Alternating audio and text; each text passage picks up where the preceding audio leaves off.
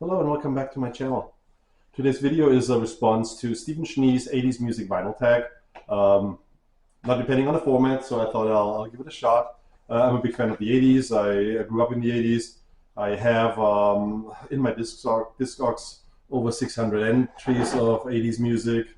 Um, yeah, love multiple genres in the 80s. And the first question is, what genre of 1980s was your favorite? Um, and the options are, yeah, whatever, synthpop, goth, post-punk, hard rock, metal, etc. I'll focus on 80s metal, 80s hard rock.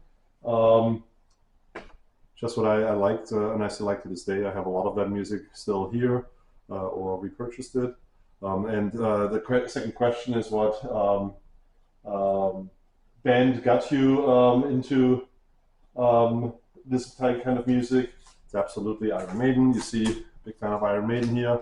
That is the album, Peace of Mind. It's got Flight of Icarus, Revelations, Killer Song, The Trooper on it. I saw the album cover, I heard of the name, I heard of the music before, and had to buy it. And to this day, it's my favorite Iron Maiden album. Wouldn't take this on a desert island if I had the choice. I would take The Life After Death, but that's a different topic. But yeah, Maiden is what got me into that music. And then question number 3 is, what is your favorite year for the music in the 1980s? Well, any year is good in the 80s, I would say, but I'll pick 1985. There's a few albums, except German metal band. This is a live album, Kaiserkuban Live. Except Metal Heart, my favorite Except album. I really love this. Billy Idol, Vital Idol, 1985. Already mentioned. Iron Maiden, Life After Death. Reason why I would take this on a desert island, because it's a killer live album. Everybody's got to have it. It's got all the songs from Iron Maiden on there. A little bit different genre here. John Cougar Mellencamp with Scarecrow. The album everybody wanted to have in the pandemic in 2022. Kate Bush, The Hounds of Love. One of my favorite, British obscure pop rock bands, Marillion, Misplaced Childhood. Kay Lee is on this album. Absolute fantastic song. I have a few more Marillions, but yeah, that's 1985 release. I could go on. I probably have about 30, 40, or 50 or so, 80, 85 releases. But yeah, just picked a few. Which format did you prefer to collect in the 1980s? Cassette, LP, 7, 12-inch? Well, prefer, or what did I actually collect the most? The most I did collect cassettes. They were cheaper, they were portable. I did have a record player, and I had a few of the records, but they were just more expensive. So I have cassettes. I still have about 150 of them. There was Aerosmith, Flotsam and Jetsam, Zeppelin,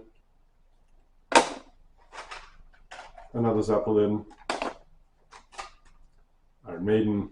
I have probably 10 Maidens. AC/DC, Kiss, Lick It Up, Mudhoney. So yeah, I do have a lot of cassettes. I like it. I have a cassette deck here hooked up to my sound system, and I do listen to them sometimes. Not that often, but I do listen to them. Who were your favorite artists of the 1980s? The ones that you'd collect every release by? Show examples. Well, I already showed Iron Maiden. Here is all my Iron Maiden 12-inch. This is all the studio records, bunch of live records. Some of the rarer records in 12 inches. So I have a total of 50 now in my collection. Yeah, this is one of my gems. Mentioned already Accept. I don't have every album of Accept, but I have every album that Udo Dirkschneider was the singer.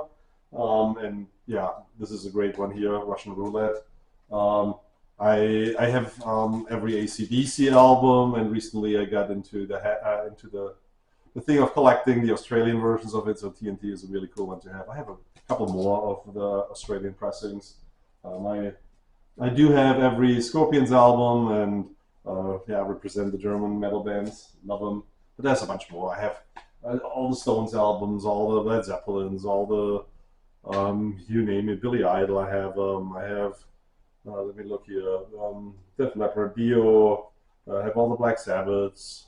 I have also a lot of other stuff, like pop music or so. I have all the Aerosmiths, Rolling Stones, yeah, yada yada yada. You name it. Show an album that you felt was underrated in the 80s and you'd like to encourage people to check out. Well, I'm not even sure if it's just underrated. They're just not as famous or popular. Rose Tattoo. It's a no-nonsense Australian hard rock, street rock and roll band. Really tough, really hard as nails. I know they were in the shadow of AC/DC, but their sound is just so cool and unique. And the singer, Angry Anderson, fantastic. So if you get the chance, get this Rose Tattoo album, or get any Rose Tattoo album. Fantastic. Show an album that you liked or loved in the 1980s, but you actually appreciate now more than ever. It has to be Rolling Stones, Tattoo You. We had I lived in Germany still in the 80s. They played Stop Me Up quite a bit on the radio, and yeah, so I had the album. I listened to it, but now when I put Tattoo You on, I cannot stop it. I just was not gonna listen to it start to finish. So yeah, really loved it. Really appreciate it now even more than I used to do it. Next question: name an artist that became popular in the 1980s that you still feel is creating great music. This could be the same group or solo releases they've already shown.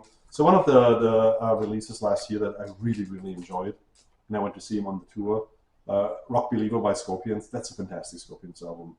They hadn't released a lot of good records in the last few years, but Rock Believer is really a good one. I enjoyed the album, and I really like to see them live one more time. They weren't as active anymore as they used to be, but then they're 70s, so yeah, we'll forgive them that.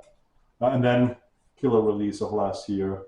I think it's a stronger Metallica album, not as good as the first 4 or 5, but really it beats some of the new releases. So 72 Seasons is fantastic. I'm going to see him in summer with my daughter and my wife. It's a 2-day concert, so I'll take my wife and my daughter one day each. So I enjoyed that a lot. I think they started to really get popular in the 80s, so that's why I picked them. Obviously, not just an 80s band, more 70s probably, but I just want to highlight this as a good release, because I heard some folks who kind of said, yeah, it's a good thing, but it's not that great. I really like this Hackney Diamonds by the Stones, and I played it quite a bit. So yeah, great album last year. And then show an album, CD or box set of an 80s album, an artist that was reissued in 2023. I think many folks have called this one out. The Cars, the Rhino version. It's really a good recording. I know the original was really good, but this, I think, is really up a notch from that. So I play that a lot, especially when I want to show off the sound system a little bit. Show an 80s album that influenced you to pursue a different style or genre. I do like a lot of the synth pop and electronic pop from the 80s. So this is probably one of the songs that really got me into that. Tainted Love by Soft Cell. I have the album as well, but I wanted to show the 12-inch. Really cool song, Tainted Love. I think everybody knows it. And then bonus question, show an album that you feel would be essential to anyone wanting to get into 1980s music, and I'll pick one from my genre. Well, I picked 2, because I couldn't really decide. Is it Hysteria or is it Pyromania? Both have amazing songs on it. Yeah, let me read a few of the highlights on the Pyromania. You got Photograph 2, Late Full Love, Fool in Rock of Ages. But holy crap, Hysteria, that's the first album after Rick Allen's horrible accident after he lost his arm. And boy, this is a killer album. I've seen the Flat probably like 6, 7, 8 times. Always with my wife, we are big fans of them. And listen to the songs Rocket, Animal, Love Bites, Put Some Sugar on Me. Wow, just killer song. So yeah, can't really say Pyromania or Hysteria. Today I'll pick Hysteria, tomorrow I'll pick Pyromania. Well, I hope you enjoyed my choices for Stephen Schnee's tag. Maybe I motivated you to do the tag. I'll post the questions in the description of the video as well. And yeah, let me know what you think about it. I'm looking forward to your comments. Peace out. Bye.